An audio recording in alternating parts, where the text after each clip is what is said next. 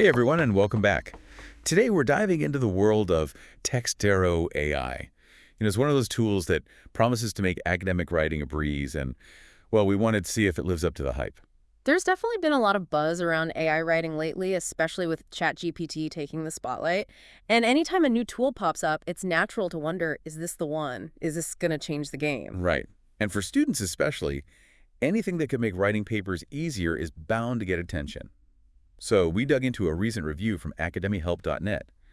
They actually put Textero to the test by having a college professor grade an essay written using the tool. I'm kind of curious. What do you think the score was? Oh, you want me to guess?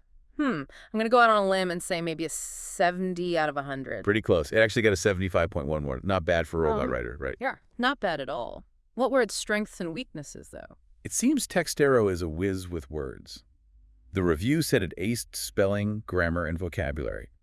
But where it struggled was crafting a truly insightful and compelling argument. That makes sense. A lot of these AI tools are great at mimicking patterns in language, but they haven't quite mastered the art of critical thinking.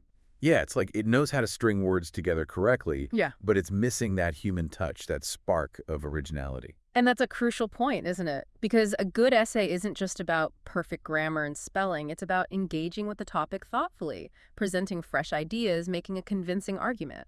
And I think that's what Professor Sybil Lowe, who was quoted in the review, was getting at.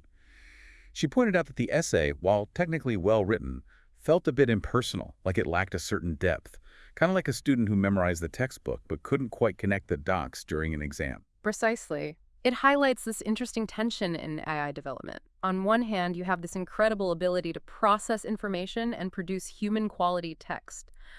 But replicating genuine human insight, that critical analysis, that's still a work in progress. So Textero might not be replacing professors anytime soon, but Yeah, it could still be a useful tool. definitely. When you're looking at a tool like this, it's not just about how well it writes. You have to think about the whole package, the features, the cost, how easy it is to use. Right, like what can it actually do, and is it worth my time? So let's talk about those features. Textero actually has a free plan. You can write up to 550 words. Oh, wow. That's pretty generous for a free plan. Yeah, it could be perfect for those shorter assignments, or even just to get a head start on a longer paper. And then if you need more, they have paid plans too. The Pro plan is $16.99 a month and gives you a higher word limit.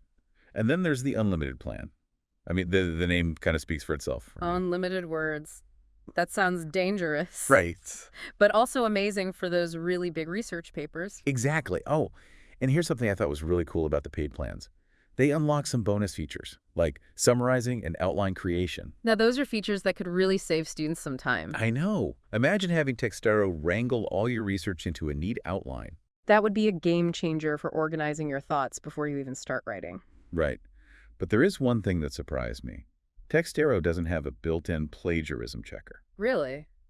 That seems like a pretty big oversight for a tool aimed at academic writing. I know.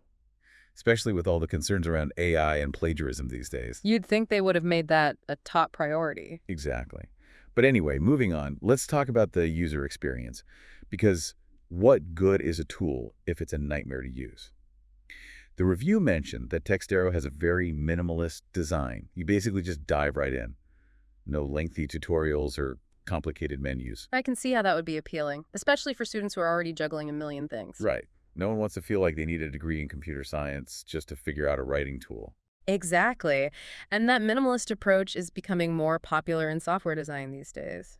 It definitely seems to fit with this desire for a seamless and user-friendly experience. So we've talked about Textero's features, what it does well, and where it might fall short. It's a lot to consider. It really is. Yeah. I guess the big question is Textero the right tool for you?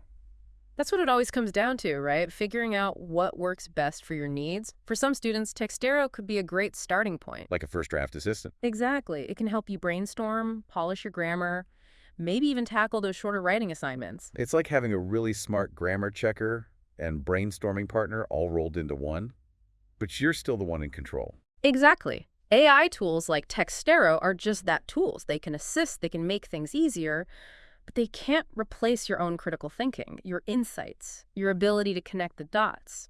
It's so tempting to think about AI as this magic solution for everything. but real learning, really understanding something deeply. It comes from engaging with the material yourself. Absolutely, from wrestling with those complex ideas Yeah. and ultimately finding your own voice. Well said.